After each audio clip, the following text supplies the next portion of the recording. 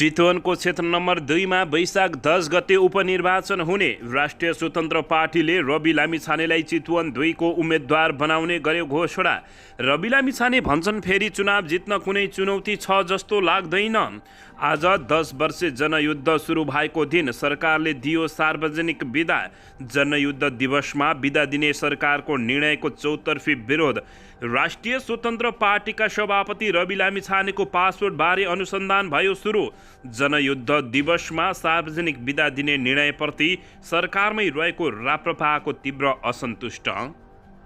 चितवन क्षेत्र नम्बर 2 मा मै हुँ उम्मेद्वार, पार्टीको निर्णय पनि कुर्ने नेपाली काङ्ग्रेसका नेता उमेश श्रेष्ठको दाबी। आज एका बिहानै ताप्लेजुङमा केन्द्रबिन्दु बनाएर गयो निकै ठुलो भूकम्प, कति क्षति भए त यसबारे सम्पूर्ण जानकारी। दिउँसो 1:30 बजेसम्म बैंक खुल्ला राख्न राष्ट्र बैंकको निर्देशन।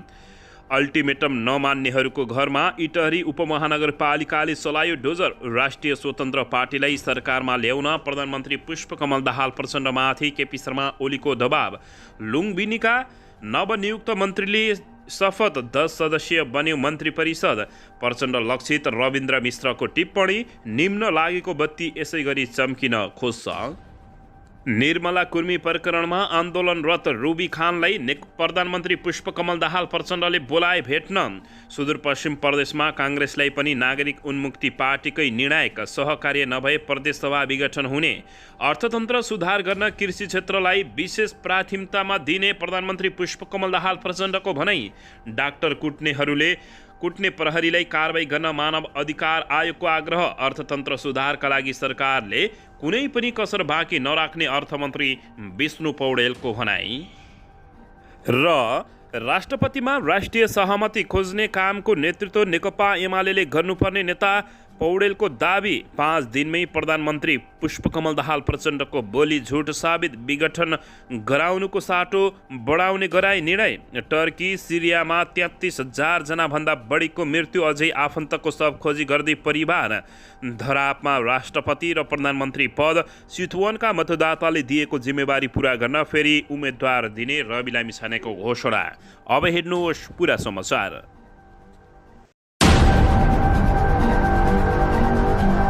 दर्शक महानुभावहरू नमस्कार। नेपाली न्युज टिभीको न्युज बुलेटिन खबरमा यहाँहरूलाई हार्दिक स्वागत छ। सदा चाहिँ आज पनि तपाईँहरूमाझ देश तथा विदेशका महत्त्वपूर्ण समाचार अपडेटका साथ उपस्थित भइसकेका छौँ। दर्शक महानुभावहरू, हामीलाई तपाईँहरूले कहाँदेखि हेर्दै हुनुहुन्छ नेपाल भए जिल्ला र ठाउँको नाम लेख्नुहोला। यदि विदेशमा हुनुहुन्छ भने आफू रहेको देशको नाम पनि लेख्न नभुल्नुहोला। र हाम्रो च्यानल नेपाली न्युज टिभीलाई अहिलेसम्म पनि सब्सक्राइब गर्नुभएको छैन भने सब्सक्राइब गर्नुहोला, साथै सँगै रहेको बेल आइकनलाई दबाउन पनि नभुल्नुहोला। आउनुहोस् दर्शक महानुभावहरू, आजको पहिलो तथा विशेष खबरतर्फ लागौँ। प्रतिनिधि सभा निर्वाचन क्षेत्र नम्बर 2 मा आगामी वैशाख 10 गते उपनिर्वाचन हुने भएको छ। निर्वाचन आयोगको आइतबार बसेको बैठकले प्रतिनिधि सभा सदस्य निर्वाचन ऐन 2074 को दफा 68 बमोजिम 2080 साल वैशाख 10 गते आइतबार चितवन क्षेत्र नम्बर 2 मा प्रतिनिधि सभा सदस्यका लागि उपनिर्वाचन गर्ने निर्णय गरेको छ। यसअघि मङ्सिर 4 मा भएको निर्वाचनमा सो क्षेत्रबाट राष्ट्रिय स्वतन्त्र पार्टीका सभापति रवि लामिछाने निर्वाचित भएका थिए। नागरिकता सम्बन्धी मुद्दामा अदालतको फैसलाबाट उनी पदमुक्त भएपछि निर्वाचन आयोगले रिक्त रहेको पदमा उपनिर्वाचनको मिति तोकेको हो। दर्शकबिन, यसैबीच रवि लामिछानेलाई राष्ट्रिय स्वतन्त्र पार्टीले सो निर्वाचन क्षेत्रबाट उठाउने घोषणा गरेको छ। राष्ट्रिय स्वतन्त्र पार्टीले आगामी वैशाख 10 गते हुन लागेको चितवन क्षेत्र नम्बर 2 को उपनिर्वाचनमा पार्टी सभापति रवि लामिछाने उम्मेद्वार बनाउने घोषणा गरेको छ। निर्वाचन आयोगले हिजो एक विज्ञप्ति जारी गर्दै वैशाख 10 गते उक्त निर्वाचन क्षेत्रमा प्रतिनिधि सभाको उपनिर्वाचन गराउने जानकारी दिए लगत्तै राष्ट्रिय स्वतन्त्र पार्टीले सभापति रवि लामिछानेलाई उम्मेदवारी बनाउने निर्णय गरेको हो। यसअघि पत्रकार सम्मेलनमा पनि सो पार्टीका सभापति रवि लामिछानेले छिटो निर्वाचनको मिति घोषणा गर्न माग गरेका थिए। यसअघि मङ्सिर 4 गते भएको निर्वाचनमा उनी सोही निर्वाचन क्षेत्रबाटै उम्मेद्वार बनेका थिए। उनले अमेरिकाको नागरिकता लिएको समयमा नेपालीको नागरिकता त्याग गरेको र पछि सोही आधारमा चुनाव लडेको भन्दै सर्वोच्च अदालतले उनलाई अयोग्य ठहर गरेपछि उपनिर्वाचन हुन लागेको हो। तर उनको पार्टी नै खारेज हुनुपर्छ भन्दै दर्शक महानुभावहरू फेरि निर्वाचन आयोगमा युवराज सफल भनिने व्यक्तिले उनलाई उजुरी गरेका छन्। रवि लामिछानेले भन्छन् फेरि चुनाव जित्न कुनै पनि चुनौती छ जस्तो लाग्दैन र जित्छु भनेर अभिव्यक्ति दिएका छन्। दर्शकबिन यसैबीच यता नेपाल सरकारले फागुन 1 गते जनयुद्ध दिवसको अवसरमा आज सार्वजनिक बिदा दिने निर्णय गरेको छ। प्रधानमन्त्री तथा मन्त्री परिषदको कार्यालय सिंहदरबारमा आइतबार बसेको मन्त्री परिषदको बैठकले आज सार्वजनिक बिदा दिने निर्णय गरेको हो।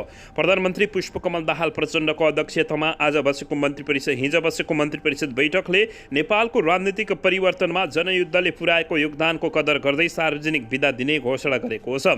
विक्रम सम्वत 2052 फागुन 1 गतेदेखि सुरु भएको जनयुद्ध 2063 मङ्सिर 5 गते विस्तृत शान्ति सम्झौतामा रूपान्तरण भएको थियो। दर्शक महानुभावहरू, जनयुद्ध दिवसमा बिदा दिने निर्णयको यति बेला चौतर्फी विरोध भएको छ भने प्रधानमन्त्री पुष्पकमल दाहाल प्रचण्ड एक्लिएका छन्।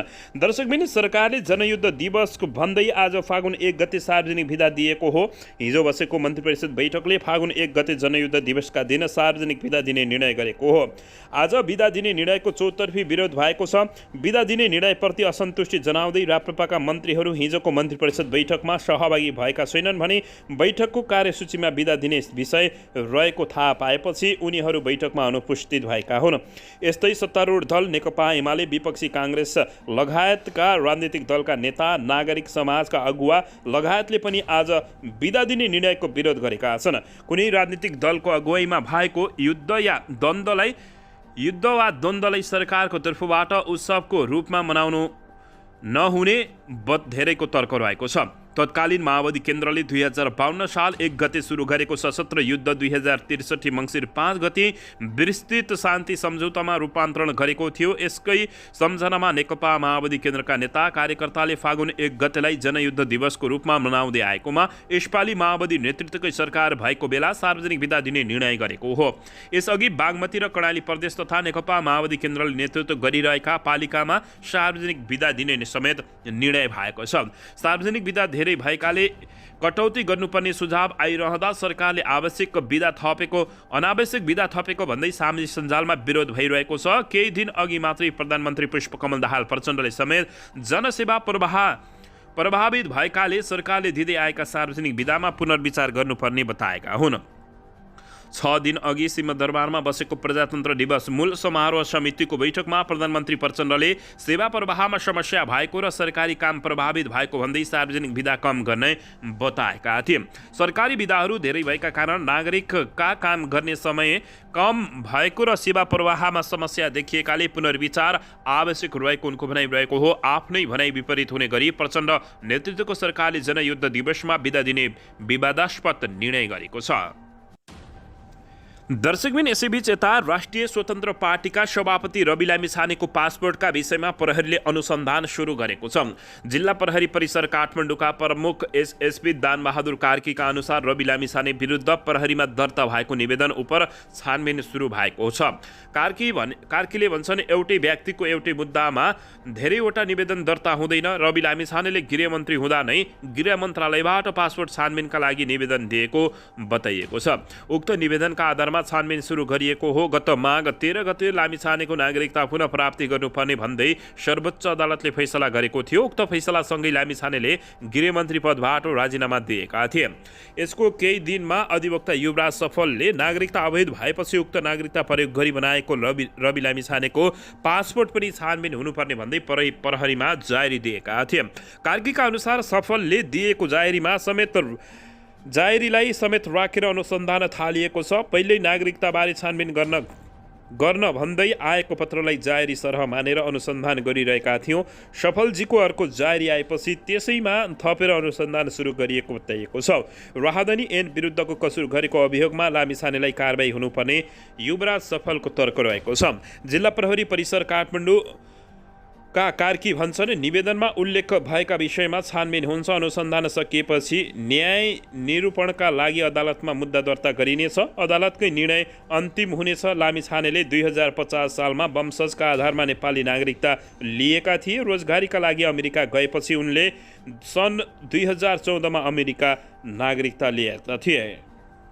दर्शकबिन यसैबीच यता सोमबार बिहानै ताप्लेजुङलाई केन्द्रबिन्दु बनाएर निकै ठुलो भूकम्प गएको छ। ताप्लेजुङलाई केन्द्रबिन्दु भएर सोमबार बिहान आज भूकम्प गएको छ। राष्ट्रिय भूकम्प मापन तथा अनुसन्धान केन्द्रका अनुसार सोमबार बिहान 4:30 बजे ताप्लेजुङको लेलेप ओलाङसुङ गोला आसपास केन्द्रबिन्दु भएर 8 रेक्टर स्केलको भूकम्प गएको छ। भूकम्पको धक्का ताप्लेजुङ र आसपासको जिल्लामा समेत महसुस गरिएको थियो। हालसम्म क्षतिको कुनै विवरण प्राप्त नभएको जानकारी प्राप्त भएको छ।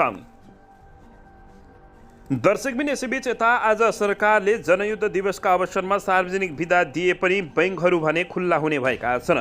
नेपाल राष्ट्र बैङ्कले आइतबार साँझ एक सूचना जारी गर्दै दिउँसो 1:30 बजेसम्म बैङ्कका अत्यावश्यक विभागहरू खुल्ला राख्न निर्देशन दिएको छ। सरकारले आइतबार मन्त्री परिषद बैठकबाट जनयुद्ध दिवसमा देशैभर सार्वजनिक बिदा दिने निर्णय गरेको थियो। गृह मन्त्रालयले बिदाबारे सूचना नै जारी गरेको छ।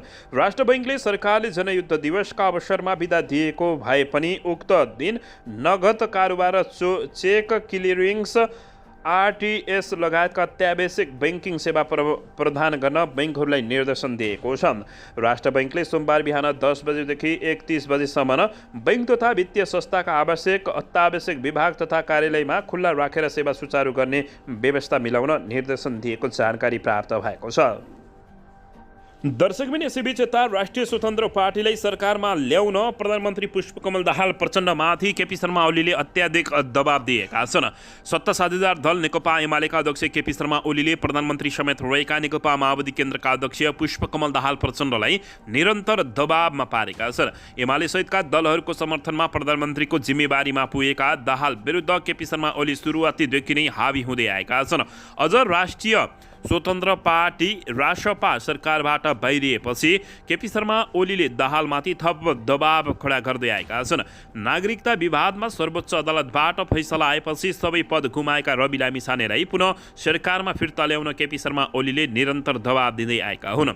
केपी शर्मा ओलीले आफ्नो नेतृत्व रहेको उच्चस्तरीय राजनीति संयन्त्रमा सहभागी राष्ट्रिय प्रजातन्त्र पार्टी राप्रपा र राष्ट्रिय रासपाको साथ पाएका छन्। आइतबार पनि प्रधानमन्त्री निवास बालुवाटारमा बसेको उच्चस्तरीय राजनीतिक संयन्त्रको बैठकमा केपी शर्मा ओलीले राष्ट्रिय स्वतन्त्र पार्टीलाई पुनः सरकारमा सहभागी गराउन दबाब दिएको जानकारी प्राप्त भएको छ।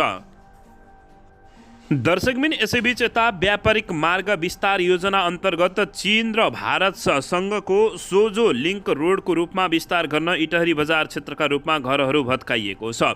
उपमहानगरपालिकाका मेयर हेम कर्ण पौडेलको नेतृत्वमा इटहरी वडा नम्बर 6 का घरहरू भत्काइएको हो। दर्शकबिन इटहरी उपमहानगरपालिकाले वडा नम्बर 9 मा पर्ने सडक क्षेत्र अधिकार र भित्र पर्ने 14 वटा घरहरू 2 साता अघि भत्काइएका थिए। दर्शकबिन वडा नम्बर 6 मा पर्ने 34 घर भत्काउन शनिबार माघ 28 गतेसम्मको अल्टिमेटम दिएको र कतिपयले अटेर गरेपछि मेयर पौडेल नेतृत्व टोलीले डोजर प्रयोग गरी घर भत्काएको बताइएको छ। मेयर पौडेलका अनुसार 6 लेन सडक विस्तार गर्न सडक विस्तार आयोजनाले पटक पटक ताकेता गर्दा पनि घर भत्काउन अटेर गरेपछि स्थानीय सरकारकै अगुवाईमै घर भत्काइएको हो। अटेर गर्नेहरूको कारण समग्र इटहरीको विकास 20 वर्षपछि धकेलिन सक्छ, त्यसै कारण घरहरू भत्काइएको हो मेयर पौडेलले जानकारी दिएका छन्। 6 लेन सडक अन्तर्गतको बाटोमा पर्ने सबै घर भत्काएर छाड्ने उनको भनाइरहेको हो। घर भत्काउन अटेर गरेकै कारण इटहरीको मुख्य बजार क्षेत्रको चौरास्ता चोकभन्दा दक्षिणतर्फ विराटनगर लाइनको बस पार्कसम्म झन्डै 300 मिटर सडक विस्तार हुन नसकेको बताइएको छ। सार्वजनिक सडक र घर जग्गा ओगटेर बनाइएका भवनहरू अब नियमित रूपमा उपमहानगरपालिकाले भत्काउने मेयर पौडेलले बताएका छन्। दर्शकबिन यसैबीच यता प्रचण्ड लक्षित रविन्द्र मिश्रले टिप्पणी गर्दै निम्न लागेको बत्ती यसै गरी चम्किन खोज्छ भनेका छन्। राप्रपाका वरिष्ठ उपाध्यक्ष रविन्द्र मिश्रले जनयुद्ध दिवसमा आज सोमबार सार्वजनिक बिदा दिएकोमा आक्रोश व्यक्त गरेका छन्। उनले प्रधानमन्त्री पुष्पकमल दाहाल प्रचण्डले लक्षित गर्दै निम्न लागेको बत्ती यसै गरी चम्किन खोज्छ भन्दै व्यङ्ग्य प्रहार समेत गरेका छन्। उनले नेपालीले नेपाली मारेकोमा दिवस मनाउने भन्दै प्रश्न समेत उठाएका छन्।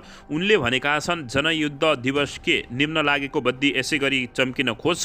नेपालीले नेपाली मारेकोमा दिवस मनाउने 46, 62, 63 सालको आन्दोलनलाई जनआन्दोलन भन्न मिल्छ। जति बेला लाखौँ नेपाली सडकमा निस्किए 4-5 हजार मान्छे लुकेर मान्छे मार्दा त्यसलाई जनयुद्ध भन्ने उनले आक्रोश पोखेका छन्। यो समाजमा यस्ता गलत भाष्यहरू धेरै निर्माण भएका छन्। उनले भनेका छन्, ठिक छ, यति तल गिर्नै थियो, गिर्दैछौ, रसातालमा पुग्नै आँटेका छौ। त्यसपछि यो राष्ट्रघाती विकृत अग्रगमनको दुष्प्रभावकारी बत्ती आफै निम्नेछ, अब धेरै धैर्य गर्नु नपर्ला भनेर उनले चेतावनी दिएका छन्। दर्शक महानुभावहरू, यसबारे तपाईँहरूले के भन्नुहुन्छ टिप्पणी दिन नभुल्नुहोला। दर्शकबिन, यसैबीच यता बाँकेकी निर्मला कुर्मीको हत्या भएको दाबी गर्दै सो प्रकरणको अनुसन्धान गर्न माग गरिरहेकी अधिकारकर्मी रुबी खानलाई छलफलका लागि प्रधानमन्त्री पुष्पकमल दाहाल प्रचण्डले बोलाएका छन्। माइतीघरमा लगातार धरना दिइरहेकी खानलाई सोमबार बिहानका लागि बालुवाटार बोलाएको बताइएको छ। खानले सोमबार बिहान 8 बजेका लागि प्रधानमन्त्रीले बोलाएको जानकारी दिएकै छिन्। बाँकेकी निर्मला कुर्मीको अपहरणपछि हत्या भएको अधिकारकर्मीको दाबी रहेको छ, तर प्रहरीले भने उनको हत्या नभई मृत्यु भएको निष्कर्ष निकालेको थियो। यो प्रकरणमा नेपाली काङ्ग्रेसका नेता तथा लुम्बिनी प्रदेशसभा सदस्य बादशाह कुर्मी समेत मुछिएको जानकारी प्राप्त भएको छ। निर्मला कुर्मी प्रकरणमा आन्दोलनरत रुबी खानलाई अन्ततः प्रधानमन्त्री पुष्पकमल दाहाल प्रचण्डले आफ्नै क्याबिनेटमा भेट्न बोलाएको जानकारी प्राप्त भएको छ।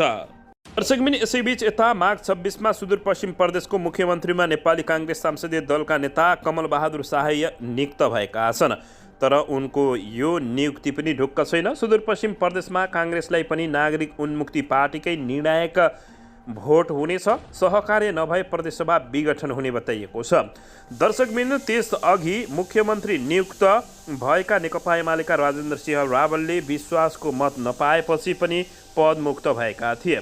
नेकपा माओवादी केन्द्र, नागरिक उन्मुक्ति पार्टी र राप्रपाको समर्थनमा मुख्यमन्त्री नियुक्त भएका रावललाई नागरिक उन्मुक्ति पार्टीले विश्वासको मत दिएन। परिणाम उनी 1 महिनामै पदमुक्त हुन पुगेका थिए।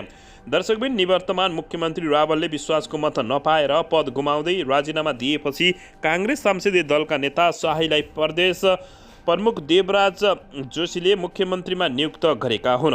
संविधानको धारा 168 को उपधारा 2 बमोजिम नेकपा एमालेका तर्फबाट मुख्यमन्त्री चयन भएका रावलले प्रदेशसभाबाट विश्वासको मत नपाएपछि संविधानको धारा 168 को उपधारा 3 बमोजिम प्रदेशसभामा सबैभन्दा ठुलो दल नेपाली काङ्ग्रेस संसदीय दलको नेता शाहले मुख्यमन्त्रीमा दाबी पेश गरे लगत्तै प्रदेश प्रमुख जोशीलाई उनलाई नियुक्त गरेका थिए। शाहले शुक्रबार पद तथा गोपनीयताको शपथ लिनुका साथै नेकपा एकीकृत समाजवादी पार्टीलाई समेटेर सानो आकारको मन्त्रीमण्डल समेत गठन गरिसकेका छन्। दर्शक महानुभावहरू, यसैबीच अन्ततः सुदूरपश्चिम प्रदेशमा काङ्ग्रेसलाई पनि नागरिक उन्मुक्ति पार्टी नै निर्णायक बन्नेछ भने सहकार्य नभए प्रदेशसभा नै विघटन हुने बताइएको छ। दर्शकबिन, यसैबीच यता टर्की र सिरियामा भूकम्पपछि धेरै भवन ध्वस्त भएका छन्। उहाँ उद्धार कार्य जारी रहेछ। भूकम्पले टर्की र सिरियामा खतरनाक विनाशकारी निम्ताएको छ।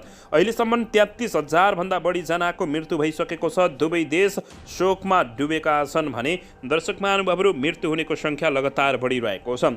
यसैबीच टर्कीको अन्ट्याक्ट सहरमा मानिसहरूले शवहरूमध्ये आफ्ना प्रियजनहरूको खोजी गरिरहेका छन्।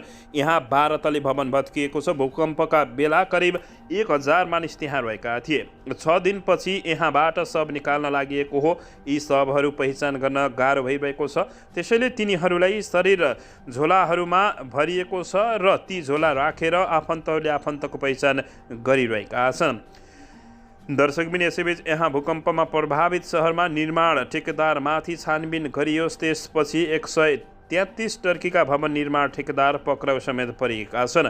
दर्शकबिन, भूकम्पका कारण भत्किएका भवनलाई मध्यनजरमा राखेर कस्तो कारबाही गरिएको भनेर यति बेला सबैले चासोको साथ हेरिरहेका छन्। दर्शकबिन, यसैबीच यता चितवनका मतदाताले दिएको जिम्मेवारी पूरा गर्न फेरि आफूले उम्मेद्वार दिने रवि लामिछानेको घोषणा रहेको छ। निर्वाचन आयोगले चितवन 2 मा उपनिर्वाचन घोषणा गरिसकेको छ।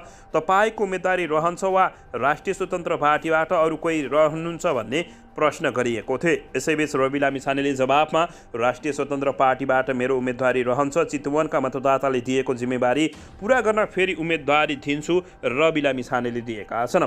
तपाईँ गठबन्धनको साझा उम्मेद्वार बन्ने सम्भावना कति छ भन्ने प्रश्नमा उनले यसमा कुनै छलफल भएको छैन। चुनावमा गठबन्धन गर्ने पक्षमा हामी छैनौँ, तर अरू दलले सघाए भने स्वीकार गर्छौँ। यो अरू दलले सोच्ने विषय हो। हाम्रो तर्फबाट गठबन्धनको पहल हुँदैन, आफ्नै बलमा उठ्नुपर्छ भन्ने हामीले विश्वास राखेको पूर्व गृहमन्त्री रवि लामिछानेले बताएका छन्। तपाईँले उपनिर्वाचन नभई सरकारमा जान जान्न भन्नुभएको छ। तपाईँको पार्टी उपनिर्वाचन अगावै सरकारमा फर्किने सम्भावना छ कि छैन भन्ने प्रश्नमा उनले यसमा छलफल चलाउँछौँ। उपनिर्वाचनमा म मात्रै उठ्ने हो। पार्टी सरकारमा सहभागिताका लागि आफ्नै विषय छन्। विभिन्न उल्झन देखिएका छन्। राष्ट्रपति निर्वाचन लगायत विषय तय गर्नु छ, रवि लामिछानेले बताएका छन्। न्यूनतम साझा कार्यक्रमको स्पिरिट र डेलिभरी जस्ता विषय छन्। उपनिर्वाचनलाई सरकारमा सहभागी गराउने हुने आधार मान्नु हुँदैन। दलहरूको समझदारीको आवश्यक लगायतका विषयमा आधारित हुने पूर्व गृहमन्त्री रवि लामिछानेले बताएका छन्। यसैबीच उनलाई सोधेको प्रश्न दोहोरो राहदानी परेको सम्बन्धमा तपाईँ विरुद्ध अनुसन्धान सुरु भएको छ, यसले तपाईँको उम्मेदवारी प्रक्रिया वा प्रमाणमा कस्तो असर पार्ला? यसलाई मैले सामान्य रूपमा लिएको गृहमन्त्री रहेका पूर्व गृहमन्त्री रवि लामिछानेले बताएका छन्। मैले पहिले नै सबै कुरा स्पष्ट पारिसकेको छु। राज्यबाट हुने अनुसन्धान पूर्ण रूपमा सघाउँछु। कुनै पनि चिजमा अनुसन्धान सुरु हुनु भनेको त्यसले एउटा उम्मेदवारलाई फरक पार्नु भन्ने हुँदैन। यस्तो कुनै प्रावधान छ जस्तो मलाई लाग्दैन। अन्तिम किनारा लागेर दोषी ठहर भइसकेपछिको बेग्लै कुरा हो। चरणहरू छन्। अनुसन्धान असाध्यै प्रारम्भिक चरणमा छ, त्यसैले त्यसको त्यति धेरै असर गर्छ र त्यस्तो होला जस्तो लाग्दैन, पूर्व गृहमन्त्री रवि लामिछानेले बताएका छन्। दर्शक पनि यति बेला नेपालको राष्ट्रपति पद र प्रधानमन्त्री पद धरापमा भएको छ। यसबारे तपाईँहरूले के भन्न चाहनुहुन्छ? प्रतिक्रिया दिन नभुल्नुहोला। राष्ट्रपतिमा राष्ट्रिय सहमति खोज्ने कामको नेतृत्व एमाले गर्नुपर्ने नेकपा माओवादी केन्द्रका नेताहरूले बताएका छन्।